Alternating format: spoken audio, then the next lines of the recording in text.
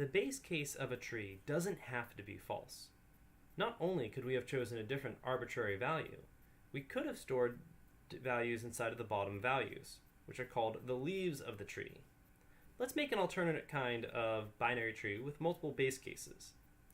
In this case, a binary tree is either false, as it was before, a number, or a make node, number, binary tree, binary tree. This template has to change just a little bit. Instead, and let's write it this way, we'll define bt fun abt as being a const, and we have our usual false, but this time we'll also have another condition for if the binary tree is a number itself.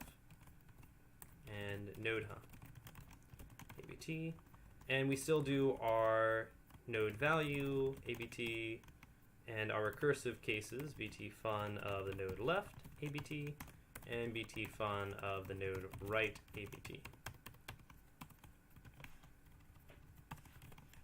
All right, we have a template for our modified binary tree where we're using the leaves, and we can make an example of this.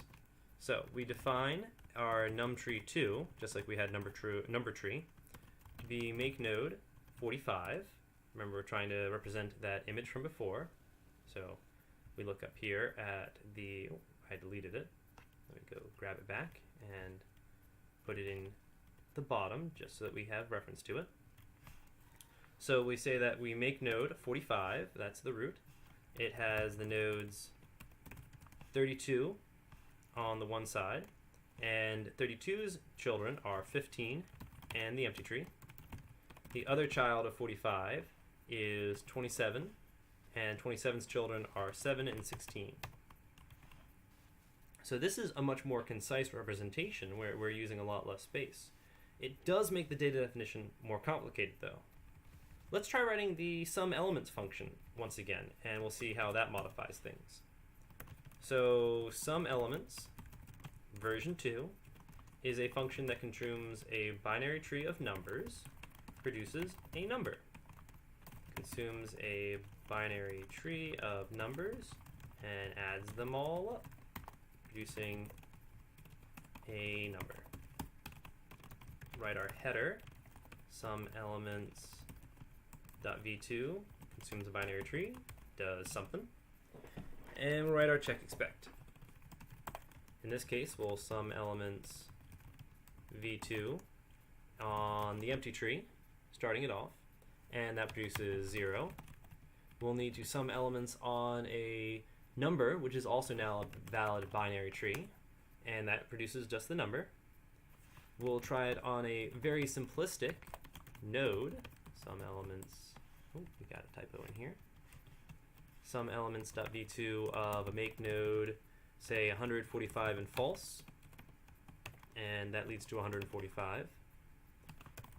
Finally, check expect on the SumElements v2 of numTree2 on 142. All right, so now we need to go back and actually write the function. We get to use our new template for a function that consumes our modified binary tree. Great. If someone hands us the empty tree, it's 0. If someone hands us a number, well, then we just use that number. The binary tree is a number in this case. We just return it. And if we've got a binary tree, it's the same operations as before. We just add the value of the node to the sum of the left and right nodes. Okay, let's run our unit test and see how it goes. Once again, messed up my parentheses because I added in a plus operator. Great, all the tests passed.